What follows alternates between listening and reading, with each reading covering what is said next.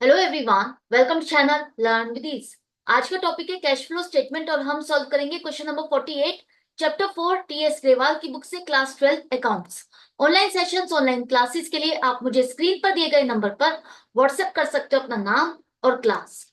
अगर आप टीएस ग्रेवाल के साथ साथ डीके गोयल बुक को फॉलो कर रहे हो तो चैनल की प्लेलिस्ट को क्लिक करो, आपको न्यू एडिशन के सॉल्यूशंस अपलोडेड मिलेंगे। साथ में ही कम्युनिटी सेक्शन में एमसीक्यूज मिलेंगे क्विज की फॉर्मेट में और एमसीक्यूज के सॉल्यूशंस शॉर्ट्स में। तो बहुत कुछ है चैनल पर, विजिट द चैनल। अच्छा लगे तो शेयर और सब्सक्राइब जरूर करना। क्वेश्चन में बैलेंस शीट दी है आपको जे वाई लिमिटेड की। आपको इसके बेस पर बनाना है कैश फ्लो स्टेटमेंट। तो कैसे करोगे? सबसे पहले कैश फ्लो स्टेटमेंट में हमको चाहिए ऑपरेटिंग एक्टिविटीज के लिए net profit before tax and extra ordinary item. आपको ये कहां से मिलेगा? आपको शेयर होल्डर्स फंड में जो रिजर्व्स एंड सरप्लस का बैलेंस दिया है उसकी डिटेल को चेक करो नोट्स टू अकाउंट में। यहां पर balance in statement of profit and loss ये आपको 1 लाख रुपीज का दिया है। 2017 की हम कैश फ्लो स्टेटमेंट बना रहे हैं और यहाँ इसका बैलेंस दिया है 1 लाख। क्या यही है हमारे इस साल का प्रॉफिट? नहीं, यह आपका इस साल का प्रॉफिट नहीं है। एक्यूमुलेटेड प्रॉफिट मतलब कंपनी ने आज तक, जब से कंपनी बनी है आज तक उसने जो भी प्रॉफिट लॉस अर्न किया वो ये 1 लाख रुपीज है। लास्ट ईयर तक इसका बैलेंस था -25,000, मतलब कंपनी कह रही थी कि हमें अब तक 25,000 का लॉस हो चुका है। अब ये आपका कन्वर्ट हो गया इस साल पॉजिटिव में, वो भी 1 लाख रुपीज। तो ये कैसे कन्वर्ट हुआ 1 लाख पॉजिटिव में? क्योंकि हमने इस साल का प्रॉफिट इसमें ऐड किया। इस साल के प्रॉफिट को ऐड किया तो ये बन गया 1 लाख। तो इसका मतलब इस साल का प्रॉफिट कितना है? Current year minus previous year करोगे तो आपको मिलेगा इस साल का प्रॉफिट। तो 1 लाख माइनस माइनस 25,000, तो माइनस माइनस आपका क्या बन जाएगा? प्लस। और आपका प्रॉफिट हो गया 1,25,000। तो ये जो नेट प्रॉफिट आपको मिला ये नेट प्रॉफिट बिफोर टैक्स नहीं है, ये after tax and extra ordinary item. अब इसमें आपको बिफोर टैक्स तक पहुंचने के लिए जो भी आपने प्रॉफिट का हिस्सा रिजर्व में ट्रांसफर किया, जैसे कोई और रिजर्व्स बनाए आपने, जनरल रिजर्व, सिंकिंग फंड, जो भी बनाए, अगर उसका बैलेंस इंक्रीज हो रहा है इसका मतलब आपने प्रॉफिट का एक हिस्सा उसमें ट्रांसफर किया। ऐसी कोई इंफॉर्मेशन नहीं है तो भूल जाओ। डिविडेंड अगर आपने बांटा, शेयर होल्डर्स को अगर आपने डिविडेंड दिया तो वो भी तो एक प्रॉफिट का ही हिस्सा है जो हम शेयर होल्डर्स में बांटते हैं। अब यहाँ पर 2 सालों के आपको प्रपोज डिविडेंड दिए, एक तो लास्ट ईयर का और एक इस साल का, तो हम कौन सा वाला प्लस करें? हमेशा याद रखना, जब भी प्रपोज डिविडेंड कहा जा रहा है वो है कंटिंजेंट लायबिलिटी। जो करंट ईयर की प्रपोज डिविडेंड है 75,000 का, ये आप अपनी इस करंट ईयर की बैलेंस शीट में नोट्स टू अकाउंट में कंटिंजेंट लायबिलिटीज में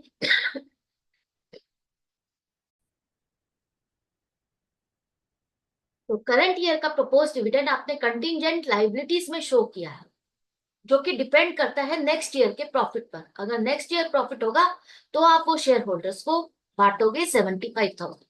तो ये जो करंट ईयर का आपका प्रपोज डिविडेंड है ये लास्ट ईयर आपने कंटिजेंट लायबिलिटी में शो किया था, जो कि डिपेंड कर रहा था कि 2017 में प्रॉफिट होगा तो हम बांटेंगे।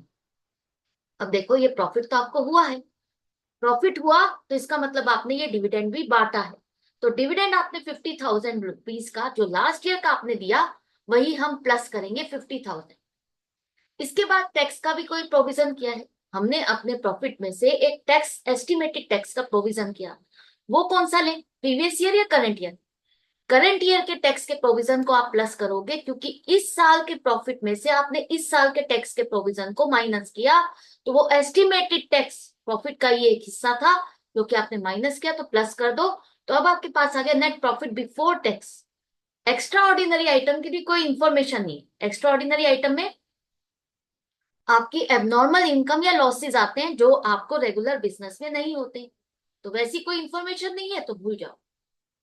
इसके बाद आपका फर्स्ट स्टेप हो गया net profit before tax and extra ordinary item 3 lakh rupees. Next आपको करना है adjustments for non cash and non operating items. तो नॉन कैश में आपका कवर होगा वो खर्चा या इनकम जिसके लिए आपने कैश में पेमेंट नहीं की या कैश रिसीव नहीं किया, जैसे डेप्रिसिएशन। डेप्रिसिएशन आप फिक्स्ड एसेट्स पर ही लगाते हो जो कि आपकी प्लांट मशीनरी ये सब है। तो इसका डेप्रिसिएशन आपको कहाँ से मिलेगा? आपको यहाँ पर एक्यूमुलेटेड डेप्रिसिएशन दिया है। जो आप एसेट मेंटेन कर रहे हो मशीनरी, ये आपने एट कॉस्ट शो किया है कि हमने जिस वैल्यू से इसको परचेज किया ये वो वैल्यू है। और जो हर साल आप डेप्रिसिएशन लगाते हो वो इस मशीनरी में से माइनस करने की जगह आपने उसे एक अलग अकाउंट में मेंटेन किया, एक्यूमुलेटेड डेप्रिसिएशन में। तो ये जो अकाउंट है ये प्रेजेंट कर रहा है कि जो आपकी मशीनरी है इस अमाउंट की, इस पर आप अब तक इतना डेप्रिसिएशन लगा चुके हो। इस साल आपने कोई एसेट बेची नहीं है, इस साल कोई एसेट बेची नहीं, तो उससे रिलेटेड हमें कोई एडजस्टमेंट करनी नहीं है। तो ये जो आपका एक्यूमुलेटेड डेप्रिसिएशन है लास्ट ईयर से इंक्रीज हुआ, इसका मतलब हमने इस साल का डेप्रिसिएशन इस अकाउंट में डाला, क्रेडिट किया, तभी तो ये इंक्रीज हुआ। तो इन दोनों का जो डिफरेंस है वो इस साल का डेप्रिसिएशन है, जो कि आपने प्रॉफिट एंड लॉस में खर्चों में भी डाला। तो हम इसे प्लस कर देंगे क्योंकि ये नॉन कैश का खर्चा है। और क्या हो सकता है, अगर आपने कोई इंटेंजिबल एसेट जैसे गुडविल, पेटेंट, कॉपीराइट, उसको राइट ऑफ किया है, खर्चों में डाला, तो राइट ऑफ करने पर कोई कैश में पेमेंट नहीं करनी पड़ रही, तो वो भी आपका इसी तरह का खर्चा है, वो भी कोई ऐसा नहीं है। और इसके बाद आपका नॉन ऑपरेटिंग आइटम में क्या आ सकता है, नॉन ऑपरेटिंग आइटम में वो खर्चे या इनकम जो आपके ऑपरेटिंग एक्टिविटी से रिलेटेड नहीं है। जैसे डिबेंचर पर आपने इंटरेस्ट दिया होगा, 10% डिबेंचर पर इंटरेस्ट देना फाइनेंस एक्टिविटीज का खर्चा है, उसी में हम इसको कवर करेंगे। तो प्रॉफिट एंड लॉस में आपने जो ये खर्चा डाला वापस से प्लस करेंगे ताकि हमें ऑपरेटिंग प्रॉफिट का, ऑपरेटिंग एक्टिविटी का प्रॉफिट मिल सके। अब कितना इंटरेस्ट डालें, लास्ट ईयर था 1.5 लाख, इस साल है 2.5 लाख। तो ये जो 1 लाख का बैलेंस इंक्रीज हो रहा है, डेफिनेटली हमने और डिबेंचर इशू किए, लेकिन कब इशू किए, यहाँ लिखा है कि हमने 31 मार्च 2017, मतलब एंड डे, जो लास्ट डे है फाइनेंशियल ईयर का, उस दिन को हमने इशू किए, ये पैसा हमें रिसीव हुआ। इसका मतलब पूरे साल आपके पास बैलेंस कौन सा रहा, 1,50,000 का। तो इसी पर ही आप इंटरेस्ट दोगे। इंटरेस्ट 10% ऑन 1,50,000, 15,000, इसको हम प्लस करेंगे, तो टोटल प्लस करने का हो गया 77,500। इसको प्लस करने के बाद आपके पास आ गया operating profit before working capital changes. Next step होगा, आपको देखना है करंट एसेट्स और करंट लाइबिलिटीज में क्या चेंजेस आए। तो करंट लाइबिलिटीज में आपकी कोई लाइबिलिटीज नहीं है। शॉर्ट टर्म बोरोइंग्स आपका फाइनेंस एक्टिविटीज में आएगा। शॉर्ट टर्म प्रोविजंस आपका टैक्स का प्रोविजन है, खत्म हो गया, और कोई लाइबिलिटी नहीं है। करंट एसेट्स में आपके ट्रेड रिसीवेबल्स इंक्रीज हो रहे हैं 50,000 से। तो ट्रेड रिसीवेबल्स मतलब डेटर्स और बीआर, जहां पर आपने सामान उधार में बेचा, तो वो एक तरह से क्या है, आपने उनको लोन दिया है। जब इंक्रीज इन एसेट हो तो इसका मतलब आपने एसेट को परचेज किया, पेमेंट की, आउटफ्लो हुआ। तो 50,000 का बस यही आपका आएगा। Short term loans and advances current asset में यहां पर नहीं आएगा, ऑपरेटिंग एक्टिविटीज में। यह आपका इन्वेस्टिंग एक्टिविटी का हिस्सा है। अब ये प्लस माइनस करने के बाद आपके पास आ गया cash generated from operating activities 3,27,500। इसके बाद अब आपको क्या करना है, जो इस साल आपने टैक्स पे किया, इस साल हम कौन सा टैक्स पे करेंगे, जो लास्ट ईयर आपने प्रोविजन किया उसकी पेमेंट आपने इस करंट ईयर में आपने पे की होगी। तो वो पेमेंट आपने 75,000 का पे किया, टैक्स माइनस करो, आउटफ्लो हुआ है, ब्रैकेट में लिख लेना, टाइपिंग एरर है, ब्रैकेट में आएगा। ब्रैकेट में लिखो आपके पास आ गया cash flow from operating activities 2,52,500, right. इसको माइनस करेंगे, माइनस करने के बाद ये पॉजिटिव आ रहा है, इसका मतलब ऑपरेटिंग एक्टिविटी से आपके पास इनफ्लो हुआ है, कैश का बैलेंस इंक्रीज हुआ। नेक्स्ट अब हम करेंगे इन्वेस्टिंग एक्टिविटीज का कैश फ्लो। और इन्वेस्टिंग एक्टिविटीज में आपका कवर होगा जो एसेट आपने परचेज या सेल की। सेल से रिलेटेड कोई भी इंफॉर्मेशन नहीं है। अब यहाँ पर करंट एसेट आप कवर कर चुके हो ऑपरेटिंग में, बाकी जो रह गया है वो fixed assets, non current assets, उसको आपको कवर करना है, जिसकी डिटेल नोट्स टू अकाउंट में, जो मशीनरी आपको दी है इसका बैलेंस लास्ट ईयर से इंक्रीज हुआ, इसका मतलब आपने परचेज की, परचेज की कितनी, 2,12,500।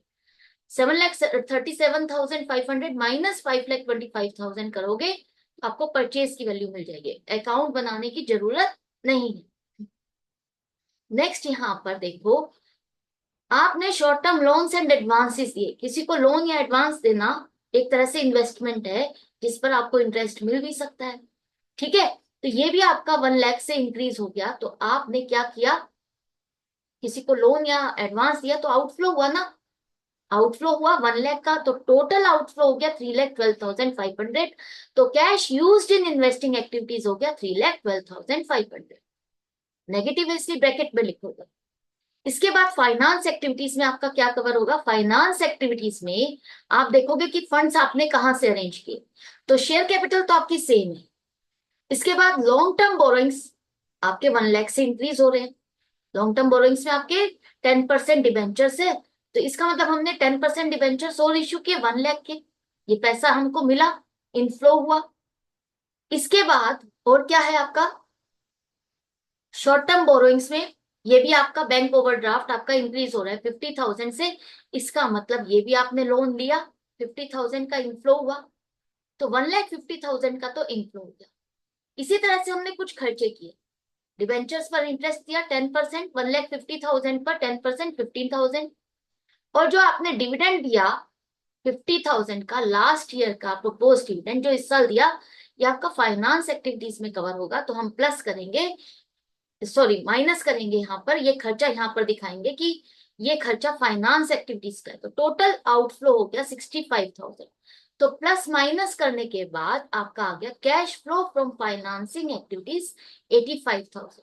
अब तीनों एक्टिविटी की आपके पास प्लस माइनस सभी कुछ है, तो तीनों एक्टिविटीज को प्लस माइनस करने के बाद जो नेट इंपैक्ट आ रहा है वो पॉजिटिव है, और 25,000 मतलब पॉजिटिव है, तो हमने इंक्रीज किया net increase in cash and cash equivalent 25,000, मतलब इस साल तीनों एक्टिविटीज को करने से आपका कैश का बैलेंस इंक्रीज हुआ। हमारा ओपनिंग कैश का बैलेंस कितना है? 25,000, मतलब ओपनिंग इतना था। इस साल ड्यूरिंग द ईयर हमने जो भी काम किया, बिजनेस किया, उससे 25,000 का बैलेंस और इंक्रीज हो गया। तो total end of the year 31 मार्च 2017 को 50,000 का बैलेंस होना चाहिए। क्या यही है आपके बैलेंस शीट में? हाँ, बैलेंस शीट में आपके 50,000 का ही बैलेंस आ रहा है। इसका मतलब हमने क्वेश्चन को करेक्टली अटेम्प्ट किया, कंप्लीट हो गया। आई होप आपको अच्छे से समझ में भी आ गया।